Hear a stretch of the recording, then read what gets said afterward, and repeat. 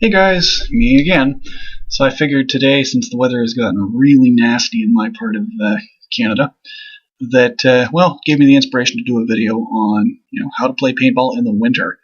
As I realized that's a topic that lots of new players and people that may be more fair weather players will wonder about. Sort of how do things change when the temperature drops. Sometimes, right down to freezing, or in this case, it's well below freezing. The wind chill's, I think, about -20 outside at the moment, so it's nasty.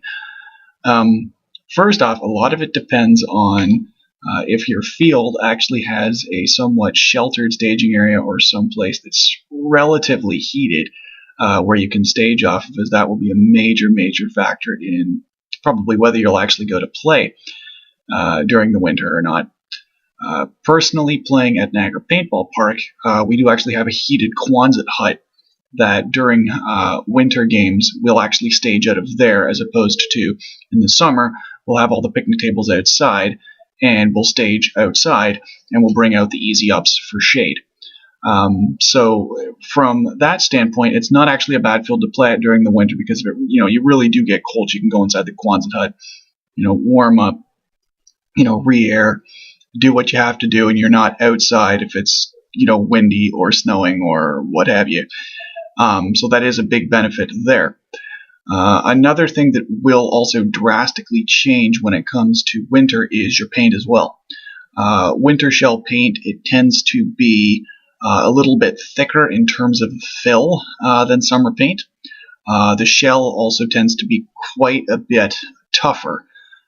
So that's why if you have any paint that you've been playing with in the winter, please do not bring it to a summer game. It is just all sorts of nasty.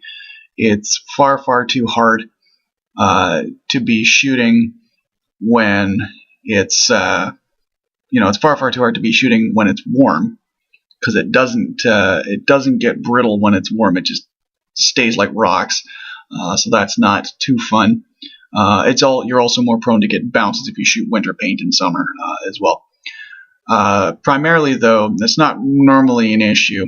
I've only ever had it happen once, and that was the inaugural Canadian Current event, where the paint they sold us for the Palm Night actually was winter paint. It was yellow with green snowflakes on it, which somebody figured out after the first few games. We just decided, screw it, we'll play anyway. But it was very bouncy and fairly painful if you got hit, as opposed to playing with regular paint you'd play with in the summer that is fairly brittle. Even the rec grade stuff will break fairly well at between 280 and 300 feet per second.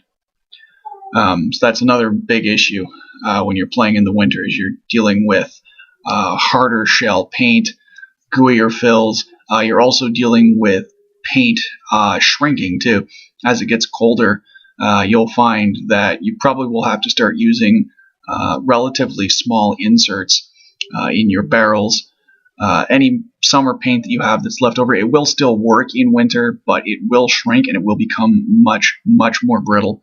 So if you have a gun that is very tough on paint, so say something like a Tippmann 98, you may experience some severe either breech break, or like the balls are just going to be exploding in the breech the second the air hits them, or you'll experience barrel chop issues, where if it's not a perfect fit, they'll be just bouncing just a little bit inside the barrel, and that'll be enough to pop them as well. So just something of note when it comes to playing in the winter. You want to try and find a gun, if you're bringing your own paint and you haven't switched to a winter paint specifically, you may want to shoot a gun that's a little bit more gentle on paint. I know a lot of guys will switch to playing pump in the winter. That way you avoid the issue of just the cyclic mass of the gun being very tough on paint in the loading phase. So that can really be helpful. Another major issue that a lot of people do experience in winter is fog related. Same as in the summer, you sweat, your mask fogs.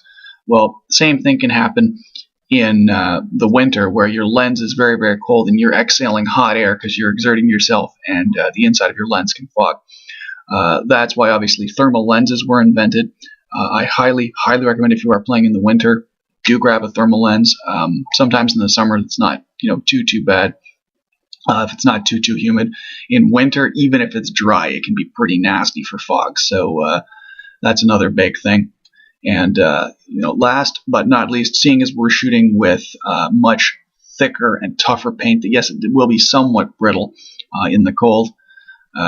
Please, if you're playing in the winter, either chrono at the lower end of your field's range. So if your field allows up to 300, maybe chrono at 280, 275, somewhere in there.